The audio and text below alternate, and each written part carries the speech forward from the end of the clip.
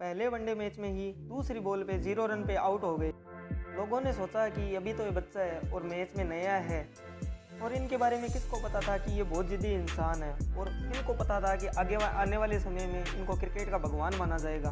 और सेंचुरी की half century या हाफ सेंचुरी की सेंचुरी और लग जाती यदि ये बंदा और खेल लेता तो वो अपनी जिद से 0 से हीरो बन गए। इन्होंने अपनी लाइफ में इंडिया के कई रिकॉर्ड तोड़ डाले।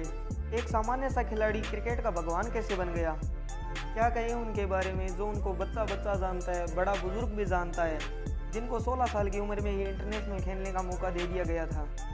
मैं आपको एक क्वेश्चन पूछूंगा आज कि आप अपने लाइफ में कितना बड़ा बनने चाहते हो, वो चाहे सफलता हो, नाम हो या पैसा हो, सोच के बताओ और कमेंट में अभी कमेंट करो। अल्बर्ट आइंस्टीन का नाम जीवन में अभी तक चलता आ रहा है, और जब तक साइंस रहेगी तब तक उनका नाम रहेगा, क्योंकि उन्होंने साइंस के जगत में एक बहुत बड़ा कारनामा करके दिखाया था सभी के सामने।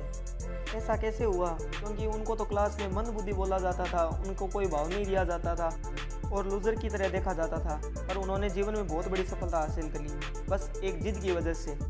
उनमें बस अपनी एक जिद थी कि मैं अपने हिसाब से पढ़ूंगा और अपने हिसाब से खोजूंगा, और उसी जिद को उन्होंने अपने मन में रखा और हिम्मत को बरकरार रखा, और उसी जिद की वजह से आज वो दुनिया के सबसे बड़े वैज्ञानिकों के नाम में जाने जाते हैं। क्या आप भी बनना चाहते हो इतना बड़ा? चलो हम इंडिया की भी बात कर लेते हैं। रतन टाटा जी ने एक कार लॉन्च की थी इंडिया में, और वो कार नहीं चली, जिससे उनको घाटा होने लग गया, जिससे वो अपनी कंपनी को बेचने चले गए और किसी कंपनी के पास, ताकि उनको और लॉस ना हो। और मीटिंग करी, और उनको मीटिंग में ऐसा बोला गया कि आपके पास यदि जानकारी है ही नहीं तो आपने इतना बड़ा कारोबार क्यों स्टार्ट कर लिया, आपको बिल्कुल नॉलेज भी नहीं है, फिर भी अपने लाइफ में इतना बड़ा कारोबार क्यों स्टार्ट कर लिया आपने।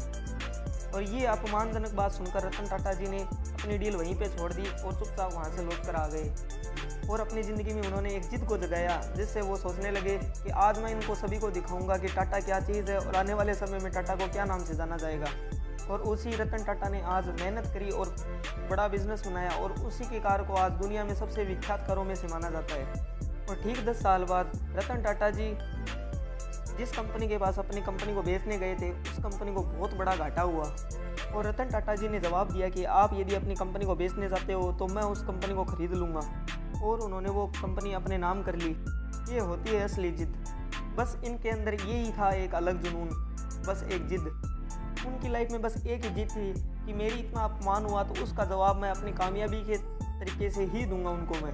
और आपकी लाइफ में आपको डुबाने के लिए सिर्फ एक ही शब्द काफ़ी है, वो है लेकिन।